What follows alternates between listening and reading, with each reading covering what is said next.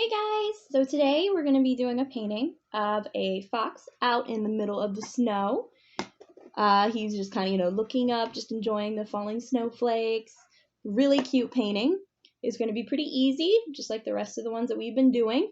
If you guys struggle a little bit on the fox, which is going to be the hardest part, I would say, just feel free to pause, rewind. I'm going to go through it nice and slow, make sure that you guys got it, all right? So first thing we're going to do is we're going to start with the background as always. I have my other canvas here. So what you're going to want to do is you're going to want to get a bigger brush, and we're just going to start by working on the sky.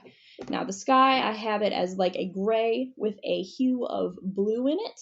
So I'm going to start by mixing my gray. So I'm just mixing, my white and my black together. If you have gray already mixed, that's great. You can use that.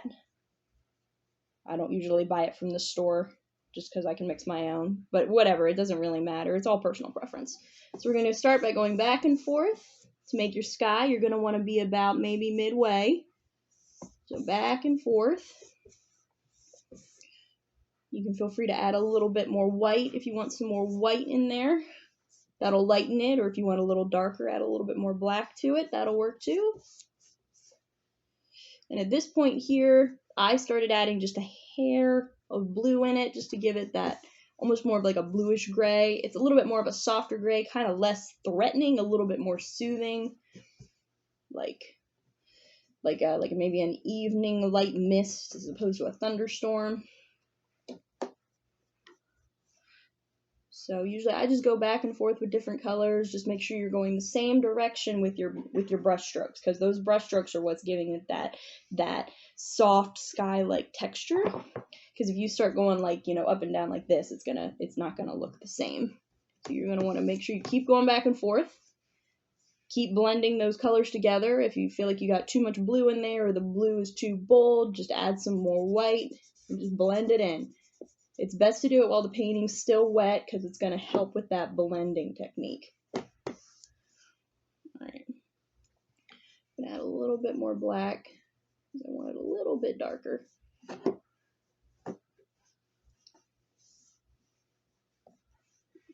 we go. So there's my color. Got that nice little background on there. So the next part, we're going to go ahead and do the ground. So you're going to do the same basic thing, except with this painting here, I have it a little bit lighter towards the bottom. And with the ground here, I'm going to have it a little lighter towards the top. So I'm going to use my darker colors like my gray and my blue, and I'm going to put it down here at the bottom. And then for the top, when I get to the top, I'm going to use the white a little bit more to make like a lighter gray.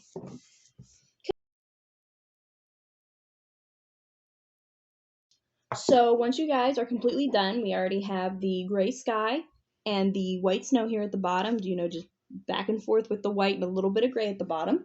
We're going to go ahead and add our trees in.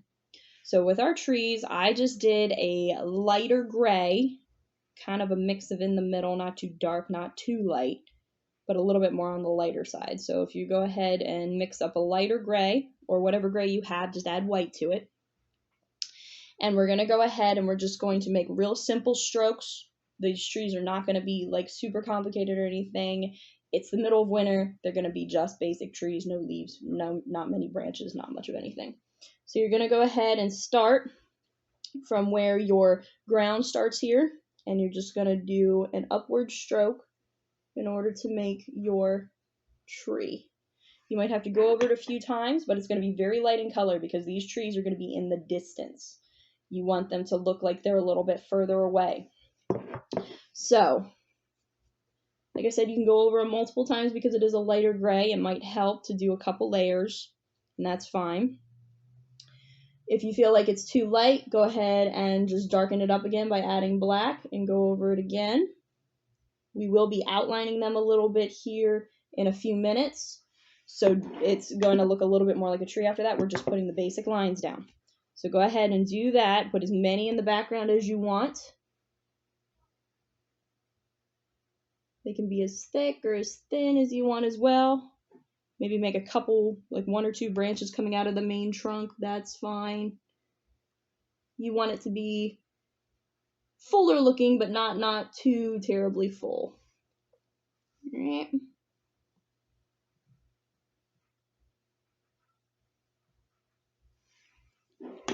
See, I kind of got just some basic distant looking trees. I'm gonna fix the root on these because they look like they're just randomly floating. So, it doesn't have to be anything fancy. They can be as thick or as thin as you want them. So now that I have those in the background, I'm going to go ahead and I'm going to do the ones in the middle ground. So those are going to come about midway down this way. Not down to the very bottom, but about midway down this way. This is where you're going to want the trunks to start. So you're going to have your root of your tree down here, and you're going to do the same thing. Just go up and just make single trunk tree here. Just kind of throw the roots down there.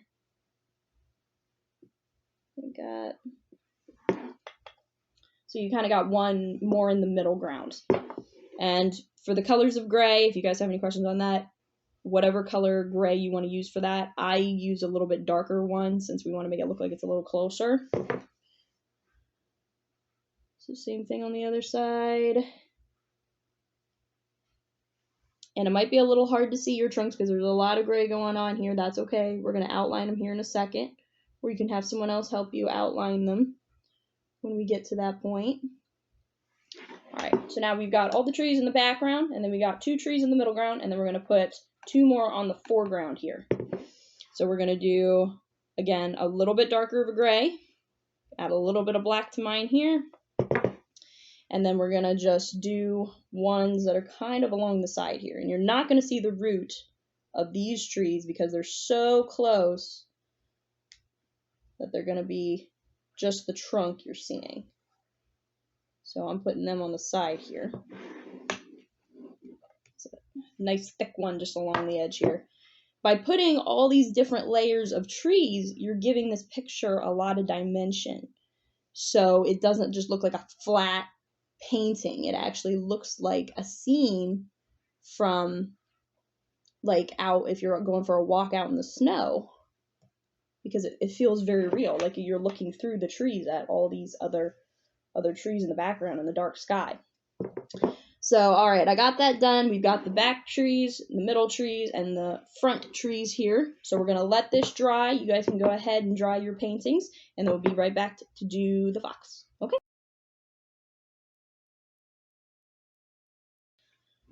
Okay, so now that we have the trees and everything else dried, we're going to go ahead and we're going to start on our fox. So I'm going to do this nice and slow for you guys. It's going to be easy, I promise. We're just going to work our way through it, okay? Feel free to pause the video or rewind if you need. So in order to start with your fox, we're going to do a basic outline here first, and I'm going to walk you through by just using shapes in order to get the basic fox silhouette. We're not going to color it in or anything. We're just going to get the outside of it drawn first. So what you're going to do is you're going to make a small circle here about in the middle of your picture. I'm just using black paint on my very fine tip brush, but you can use a marker if it's easier for you to do that. Marker's perfectly fine. That'll get the job done. Don't worry about that. So I have a small circle here at the bottom, and now I'm going to make another small circle at the top here. Let me fill with some black here. Get it nice and bold so you guys can see it. So I have 2 little circles. It almost looks like a mini snowman. That's basically the look you're going for, or like the shape of a peanut. So, and it doesn't have to be perfect looking. We're just trying to make the basic outline right now. So you have those 2. Now the next thing you're going to do is you're going to make a little snout coming out. So it almost looks like a little ear off to the side. That's where the snout's going to be, though. So you got your little peanut, and then a little triangle-like snout here at the top, just kind of sticking out the side, almost like it's an ear. So now we're going to go ahead And we're gonna put a bigger triangle over here on the side. So that looks like an even bigger ear, really. That's all it is. And that one is the actual ear.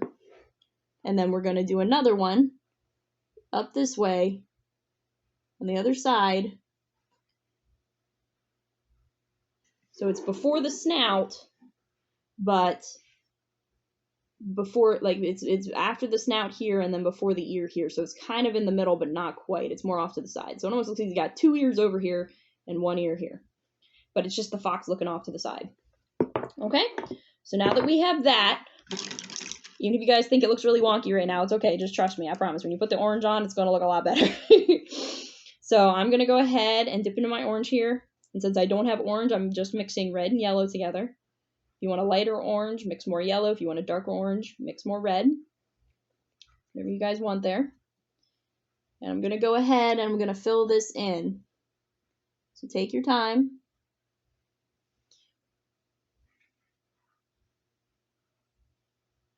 Now, if you don't want to have any black mixed in with your fox, feel free to let that black dry a little bit. I personally like having that little bit of black mixed in with my orange. And you can always do multiple layers too. But if you need to, just pause it, dry it, and then fill it in with this orange. So, there you go. I got my basic fox here. Now that we have that done, I am going to go ahead and let that dry so then I can add the tail to it, and then we're going to add the outlines to the trees. All right, so go ahead and dry this, and we'll be right back.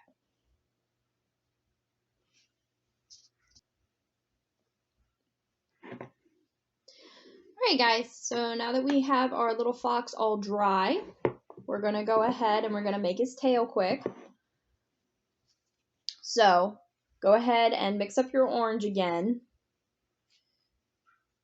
You don't have any still mixed.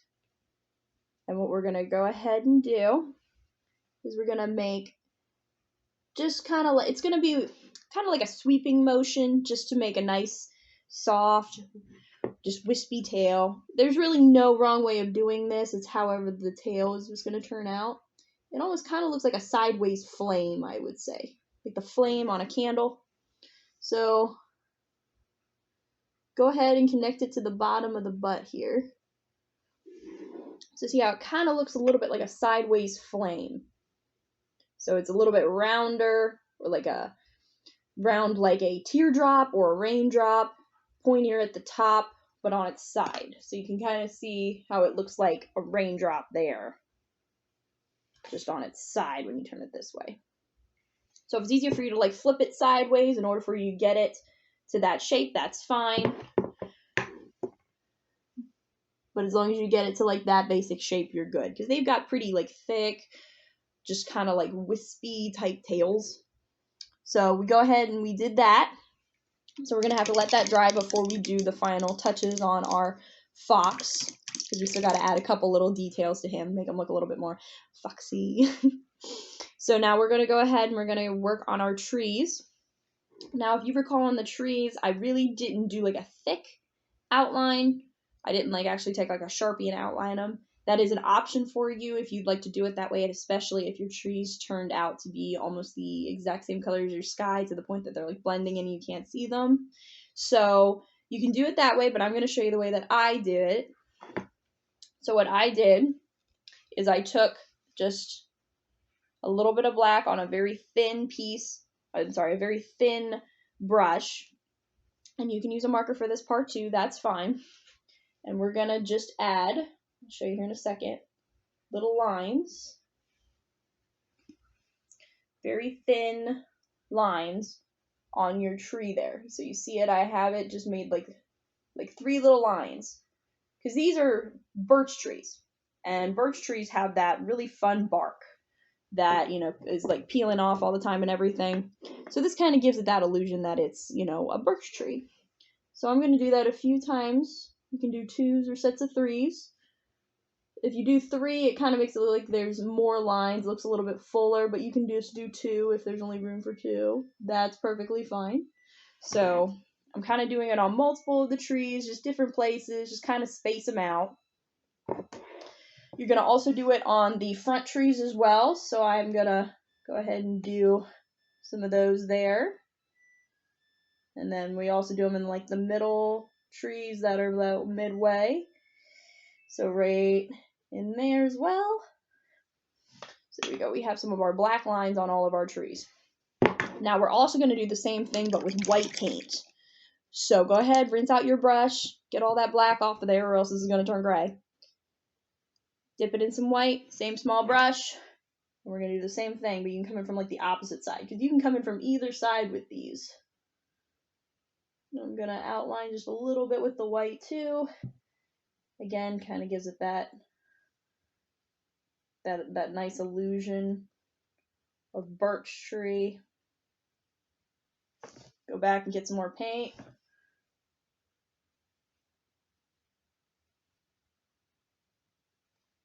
Just wherever you think it needs to really stand out from the sky, so you don't think that it is the sky, you know, just a weird line in the sky. So I have the different black and white lines in order to make it look more like a birch tree. And you can keep going. You can add as many as you want to it. You can also, what I did is I actually took a little bit of the white too. You might have seen it there. And I kind of traced along the edge of the tree too with white. Because that's going to highlight it a little bit too. You can add some white strokes in the tree to give that white bark illusion as well. It's really whatever you want to do. Okay. So now that we finished that, while we're still waiting for our fox to finish drying, let's go ahead and add the snowflakes that are falling. So for that, you're just going to use the back of your brush, not the part that has the bristles, but the back end. And we're going to go ahead and dip it in your white paint to start. And you're just going to go all over the place. Just go to town. Throw all your snowflakes in there. And then this one's going to be a little bit different too, because I also would like you to use your blue paint, your light blue paint. And we're going to do the same thing. Just kind of dab it, mix it in with that white. Now what's nice about the blue paint, again, this adds the illusion of the dimension. So like we have the lighter colored trees in the background and the darker colored trees up front. We also have the blue snowflakes, which look further away than the white snowflakes, which look closer. So that's generally what you're looking for. So just do a mix of the two all over the place. Do them here at like in the ground as well as in the sky, in front of the trees, behind the trees. You want it all over the place, okay? So go ahead and do that for now. Just kind of throw them all over the place. All right. Now for the final part, we're going to go ahead and finish up our fox. You're going to want to use your finer brush for this as well. So I'm going to go ahead and I'm going to work on his tail first. Now his tail, right now we just have basic orange type, sideways dewdrop is what we said. So that's just what we have at the moment, but I want to give it a white tip because foxes, they have white tips on their tails. So I'm just going to go ahead and just take some white paint to the tip and just give him a little white tip there. I think that's pretty cute.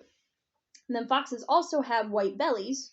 So what I'm also going to do is I'm also going to put a little bit of white underneath his chin and then a little bit on his chest. Because as you see, he's kind of like turned to the side looking up. So we'll be able to see a little bit of his chin, a little bit of his chest. So I'm going to go ahead and fill that in with a little bit of white. Nothing spectacular, not a lot. So he's got that little bit of white there now on his tummy and on his neck. He's looking really, really cute. So go ahead and rinse out that water now. And that paint. We're going to go ahead now and get a little bit of black paint. Give him a little itty bitty round nose. You got a little round nose now. Look, he's so cute. So cute. Yeah. And then I'm also going to give him whiskers. You guys don't have to give him whiskers if you don't want to. It can be a little hard to get those little straight lines, so I totally get it. But I just kind of have him like 2 or 3 coming out the side of his head right now. Just little whiskers on the side. That's good. Nothing spectacular. All right, and then finally, I'm going to outline his tail with a little bit of black. You know, so it kind of matches up with the rest of him because the rest of him is outlined in black.